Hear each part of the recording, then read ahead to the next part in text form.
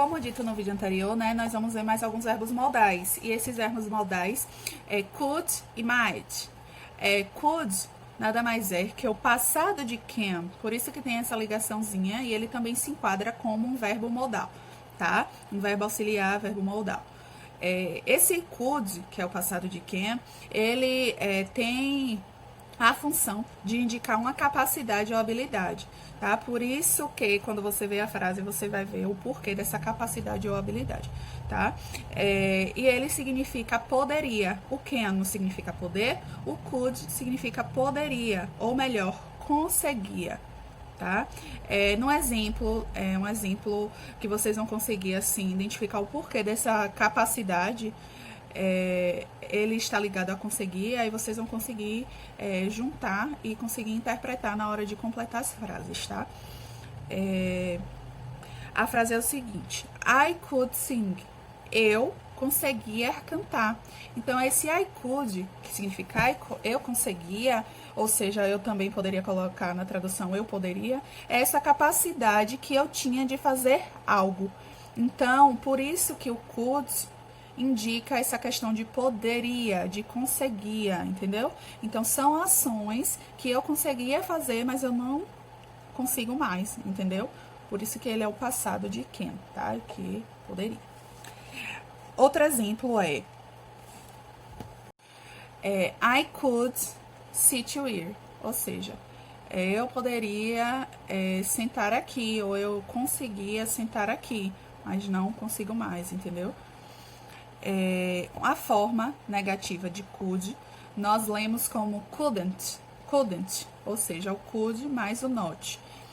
Lembrem-se que para cada verbozinho modal, para cada auxiliarzinho, aqueles tempos verbais, a gente segue aquela mesma coisa para afirmativa, para interrogativa e para negativa, como foi dito no vídeo passado, tá?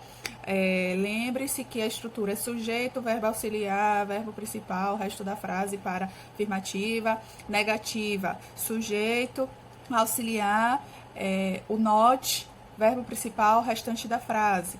Para a forma interrogativa, vem o auxiliar primeiro, depois o sujeito, depois o verbo e depois o restante da frase, tá bom?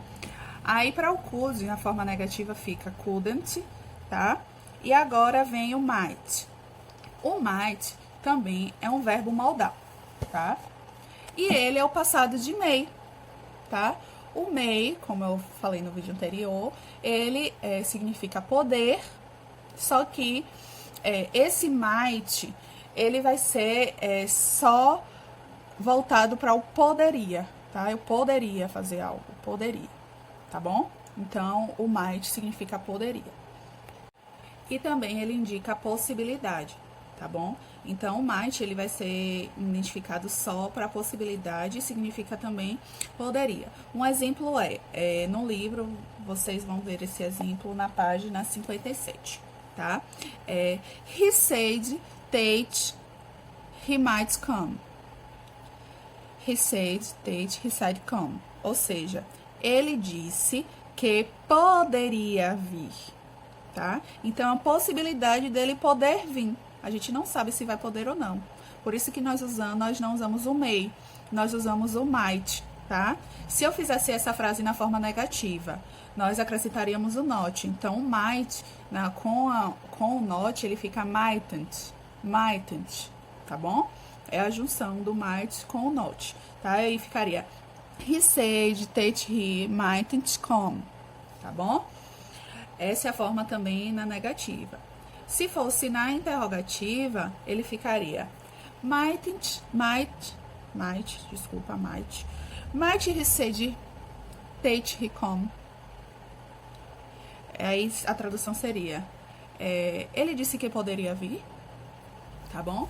Então, esse é o might, ou seja, ele só indica a possibilidade. Então, quando tiver frases que indiquem possibilidade de algo, que algo pode acontecer, tá?